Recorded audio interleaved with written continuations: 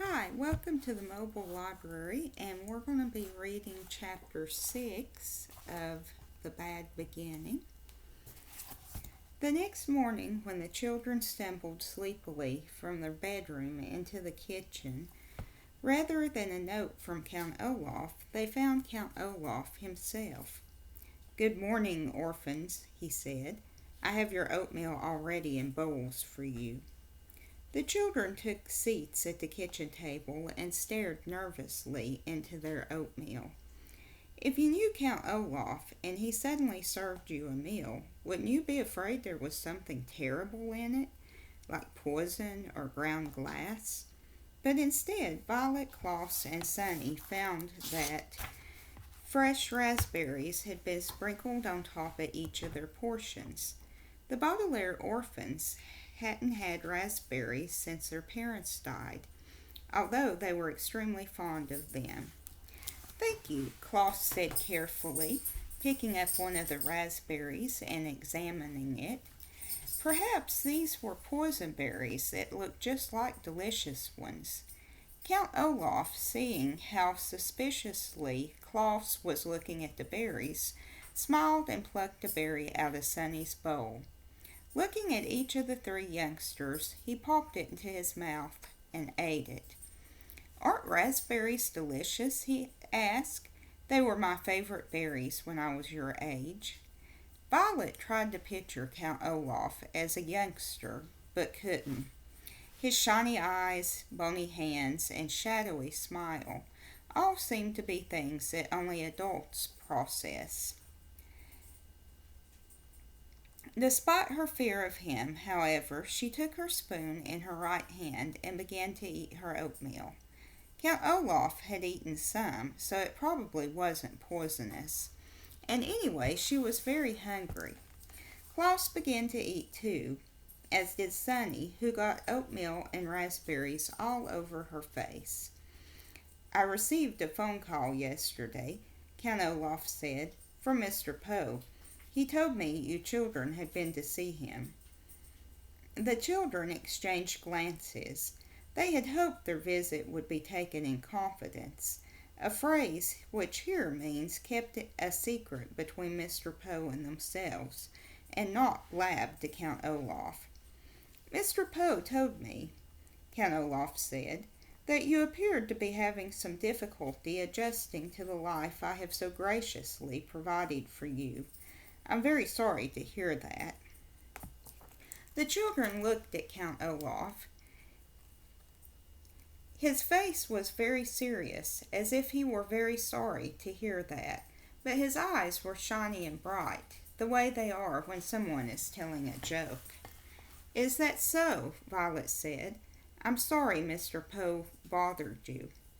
"I'm glad he did," Count Olaf said,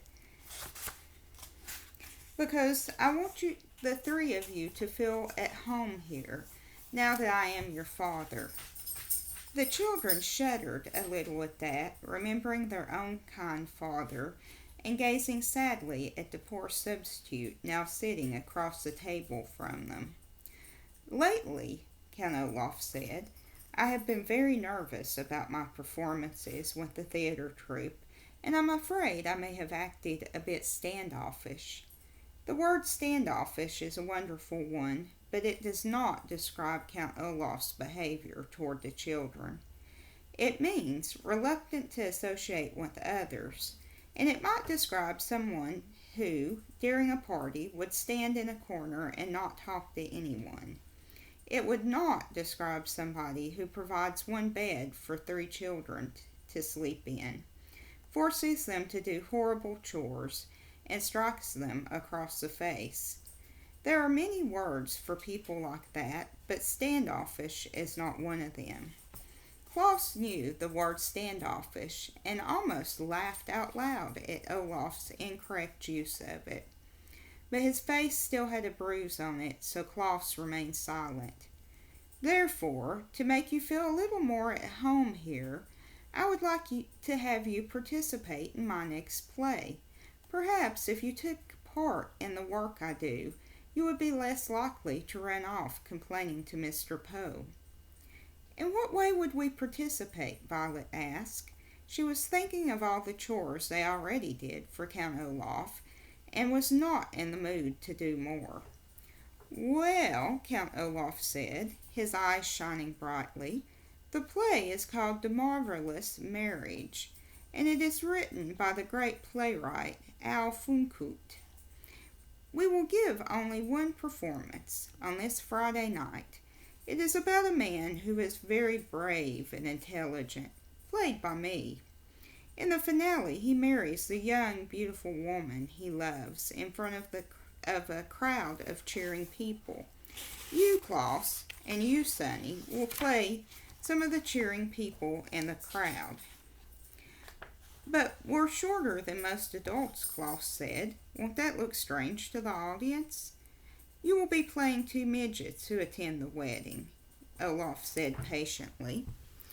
And what will I do? Violet asked. I'm very handy with tools, so perhaps I could help you build the set. Build the set? Heavens, no, Count Olaf said. A pretty girl like you shouldn't be working backstage.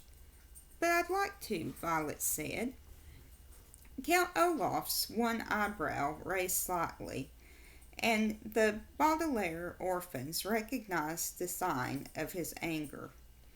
But then the eyebrow went down again as he forced himself to remain calm.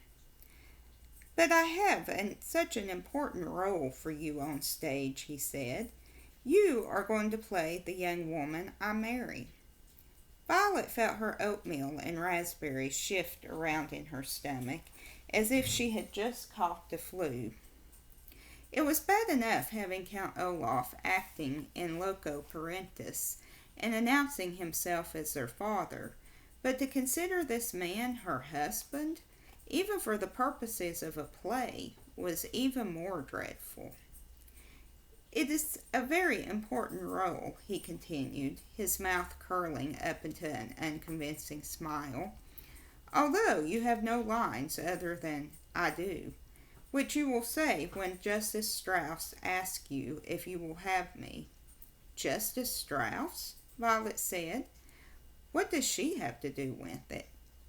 She has agreed to play the part of the judge, Count Olaf said.